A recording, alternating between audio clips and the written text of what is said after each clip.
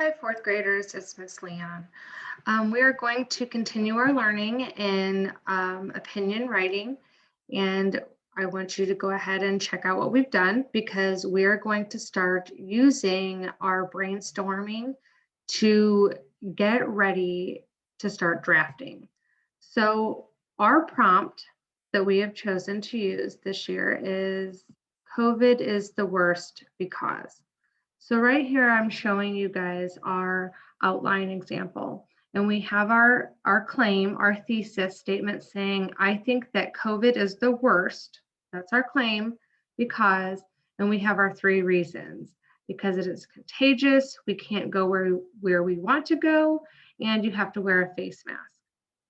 So in our first reason, the first body paragraph would be, I think COVID is the worst because it is contagious. And you can see here that we have these four pieces of evidence.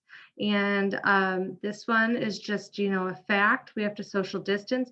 But then you see that we have two mini stories. So let's talk about this really quick. So we're going to have a few things that we focus on today while we do our learning. So we have this mini story here about the limitations. I want to make sure that when we start getting ready to write that we have our information organized into specific areas. So we have our outline, but we can also use different pieces of paper or folders to separate our ideas.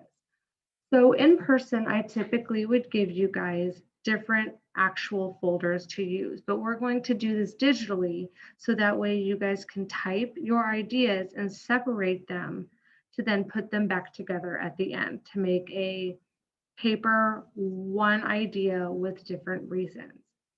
So we like to keep our ideas labeled with the specific reasons we're talking about. When we get ready to draft, we need to make sure that we look at each piece of evidence for a reason and reread that. And then we're going to look for the parts in that to make sure that they match that reason, because we don't want to have evidence somewhere that doesn't make sense to the reason. They both have to go together and match like a puzzle piece. And if it doesn't really match, cut it out and put it to the side. Maybe it will make sense in a different place in your writing. So not to say that it won't work in your writing at all, it just may not work in that one spot, but we can see if it works somewhere else a little bit better. Going back to our ideas of mini stories, let's talk about what mini stories should look like. So mini stories need to be focused. They need to make sure that they stay on the topic, on the idea.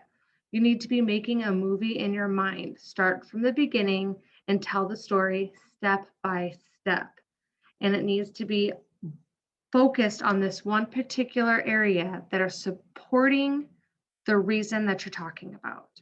And it needs to be a small story. I don't want it to be a long story, but it has to be step by step that's focused on supporting your reason. Okay, so in my reason, remember we said that COVID is the worst because, and if we look back at our outline, it says COVID is the worst because it is contagious. Right here, it is contagious. And in there, it says D, the limitations on the amount of people. So I'm making my mini story. It was kind of smallish here, but I'm going to stop. I'm going to take it step by step. Here I said there are limitations on the amount of people in the store. Last week I went to Starbucks. I had to sit in the drive-through because they weren't not allowing customers to pick up their mobile orders from inside. So I took that piece of evidence and I'm making it a true mini story. And here is my example. The other day, my friend and I wanted a drink from Starbucks. I decided to place an order on my app so that I wouldn't have to wait in line when I got to Starbucks. I was completely surprised when I got there for a couple reasons. First, there was a line of cars completely around the store. I thought to myself, wow, I'm glad I ordered on my app so I didn't have to wait in this line. When I parked my car, I read a sign on the door saying that due to COVID, they were not letting anyone in and you have to pick your orders up in the drive-through. As a result, I still had to wait in that long line because people have to remain socially distant. Okay. So that supported how people can not many people can be in one place. It was a mini story. It told you step by step what happened, kind of my thoughts and my feelings, and it got straight to the point. So we are going to make sure that we are using these sorts of mini stories and facts to support our reasons like we have here, so that way when we are writing our paragraphs, we have enough information to make our claim seem like a good claim. Like there's enough reasons behind it to support it, to maybe persuade somebody to say, you know what, I think you're right. I think COVID is the worst because it's contagious. The whole point of this opinion piece is to say what your thoughts are and then give enough reasons to make somebody else think, you know what, they have a point. Maybe it is the worst. So we're going to go ahead and we're going to try that. Also, when we are writing, please note I use the words um, as a result. That is a transition phrase. We're going to make sure that when we are writing, we are using some transitional words and phrases. I'm going to revisit this idea because it's so super important in all of the writing you do, not just opinion essays, just period. In your writing, it's important to use these transitional words and phrases. When you want to show how things are different, you would do contrasting words. And here's some examples. If you want to do words that support on what you thought before, you can use addition words to just kind of build on top of those ideas.